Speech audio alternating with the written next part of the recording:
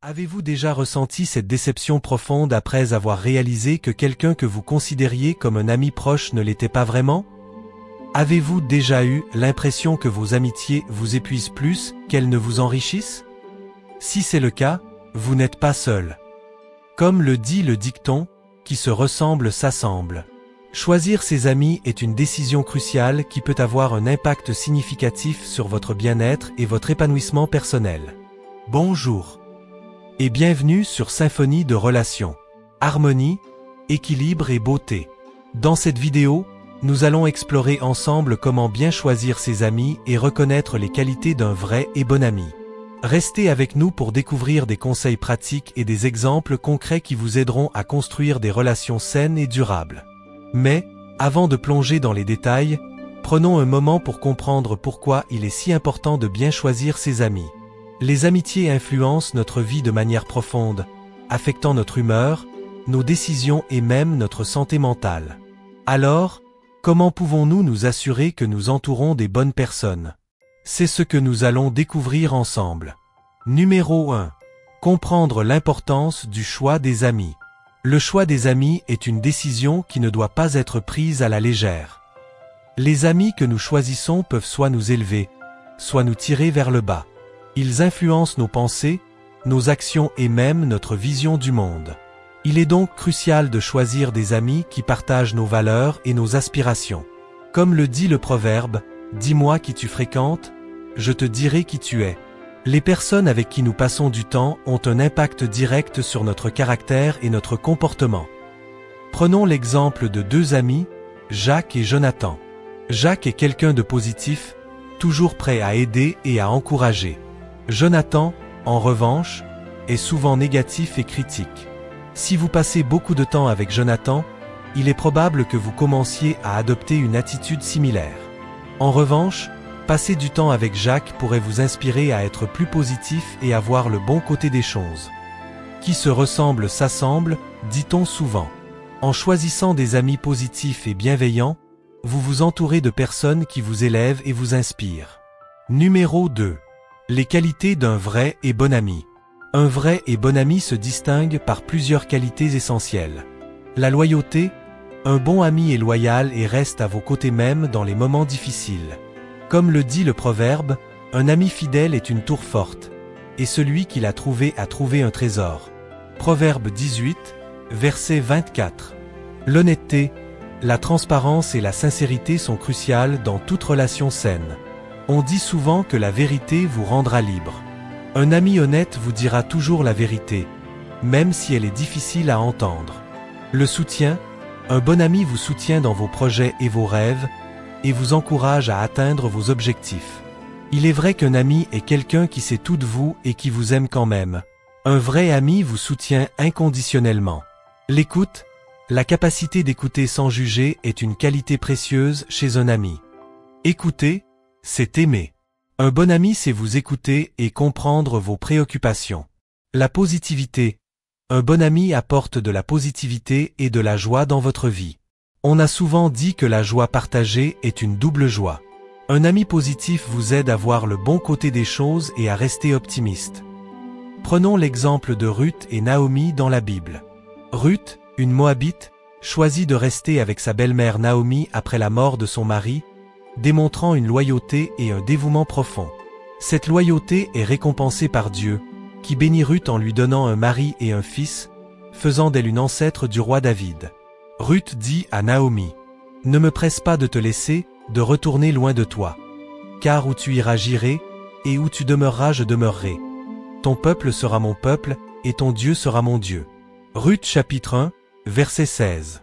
Cette déclaration de loyauté est un exemple puissant de ce que signifie être un véritable ami. Ruth montre que la loyauté et le dévouement sont des qualités essentielles dans une amitié véritable. 3. Les étapes pour choisir ses amis. Étape numéro 1. L'observation. La première étape pour choisir un bon ami est l'observation.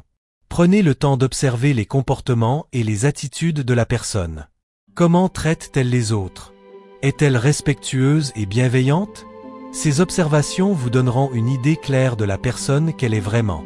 Sans oublier que les actes en disent plus long que les paroles. Observez attentivement les actions de la personne pour mieux comprendre son caractère.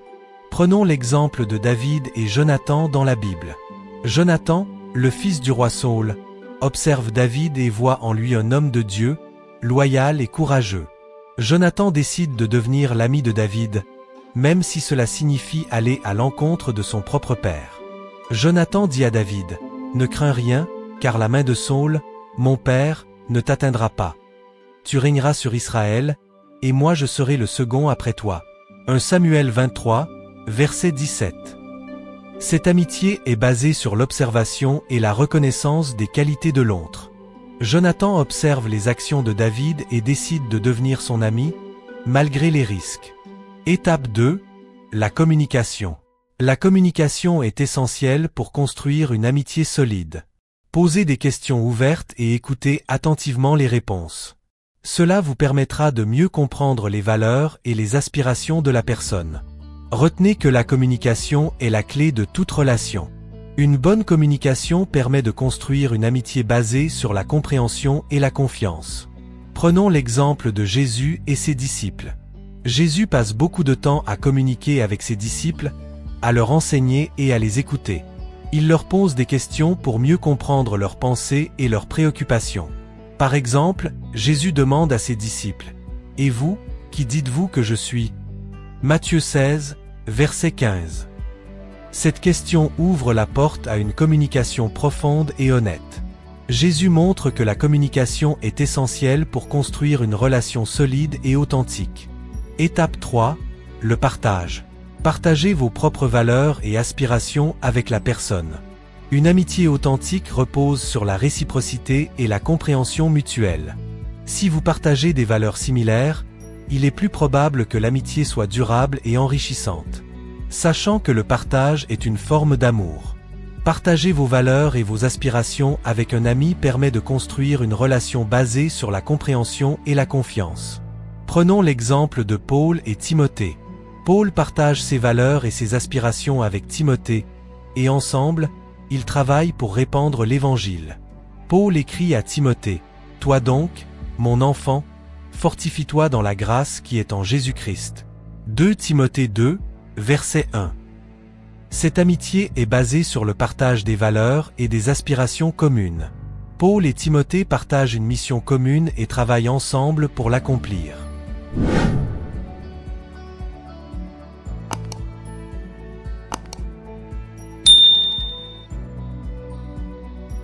Étape numéro 4.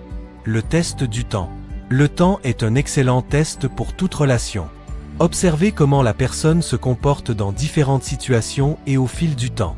Les vrais amis restent à vos côtés même dans les moments difficiles. Le temps révèle tout, c'est ce que l'on dit souvent. Le temps permet de voir la véritable nature d'une personne et de tester la solidité de l'amitié.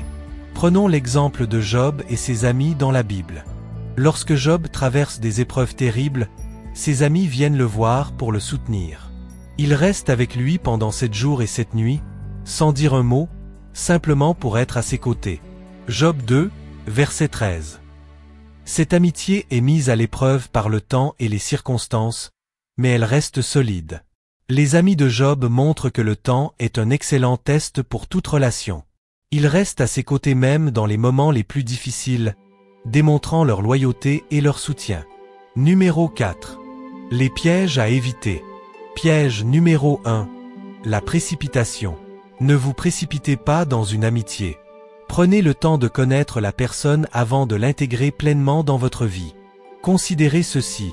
La hâte est mauvaise conseillère. La précipitation peut conduire à des déceptions et à des relations superficielles. Prenez le temps de bien connaître la personne avant de lui accorder votre confiance. Prenons l'exemple de Jésus et le jeune homme riche dans la Bible. Le jeune homme riche vient voir Jésus et lui demande ce qu'il doit faire pour avoir la vie éternelle. Jésus lui dit de vendre tout ce qu'il a et de le suivre. Mais le jeune homme s'en va, triste, car il avait de grands biens. Marc 10, verset 17 jusqu'au 22e. Jésus ne se précipite pas pour accepter le jeune homme comme disciple, car il sait que ce dernier n'est pas prêt à faire les sacrifices nécessaires. Jésus montre que la précipitation peut conduire à des déceptions et à des relations superficielles. Piège numéro 2. Les amis subis. Méfiez-vous des amis subis, ceux qui entrent dans votre vie sans que vous ayez vraiment eu le temps de les connaître. Ces amitiés peuvent être risquées car la personne peut avoir des motifs cachés. On a souvent dit, méfiez-vous des loups déguisés en agneaux. Les amis subis peuvent sembler bienveillants au début, mais leurs véritables intentions peuvent être cachées. Prenons l'exemple de Judas Iscariote dans la Bible. Judas est l'un des 12 disciples de Jésus, mais il finit par trahir Jésus pour 30 pièces d'argent. Matthieu 26, 14 à 16. Judas est un exemple d'ami subi, quelqu'un qui semble être un ami proche mais qui a des motifs cachés. Judas montre que les amis subis peuvent être risqués et qu'il est important de bien connaître une personne avant de lui accorder votre confiance. Piège numéro 3. Les amis temporaires. Comprenez que certaines amitiés sont temporaires et doivent être laissées partir une fois leur mission accomplie. Ne forcez pas une amitié à durer au-delà de son mandat. Et ne pas ignorer que tout a une fin. Les amitiés temporaires peuvent être précieuses, mais il est important de les laisser partir lorsque leur mission est accomplie. Prenons l'exemple de Joseph et ses frères. Joseph est vendu comme esclave par ses frères, mais il finit par devenir un haut fonctionnaire en Égypte. Ses frères, qu'il avait trahis, sont devenus plus tard dépendants de lui pour survivre à la famine. Genèse chapitre 45, versets 1 à 15. Cette relation montre que même les amitiés difficiles peuvent avoir un rôle dans notre destinée, mais elles peuvent être temporaires. Joseph montre que les amitiés temporaires peuvent être précieuses, mais il est important de les laisser partir lorsque leur mission est accomplie. En bref, choisir ses amis est une décision cruciale qui peut avoir un impact significatif sur votre bien-être et votre épanouissement personnel. En observant attentivement, en communiquant ouvertement, en partageant vos valeurs et en testant la relation au fil du temps, vous pouvez construire des amitiés saines et durables. Évitez les pièges de la précipitation, des amis subis et des amitiés temporaires pour vous entourer de personnes qui vous élèvent et vous soutiennent. Souvenez-vous toujours que les amitiés sont comme des plantes. Elles nécessitent du temps, de l'attention et des soins pour s'épanouir. En choisissant bien vos amis, vous pouvez créer un jardin d'amitiés florissantes qui enrichiront votre vie de manière profonde et durable. Nous espérons que cette vidéo vous a fourni des conseils pratiques et des exemples concrets pour bien choisir vos amis. N'oubliez pas de nous laisser un pouce j'aime comme un signe de gratitude, de commenter et de partager cette vidéo avec vos amis et votre famille. Abonnez-vous à notre chaîne pour plus de conseils sur les relations impactantes et enviables. Merci de nous avoir regardés et que Dieu vous bénisse abondamment. Soyez bénis et à bientôt pour une nouvelle vidéo.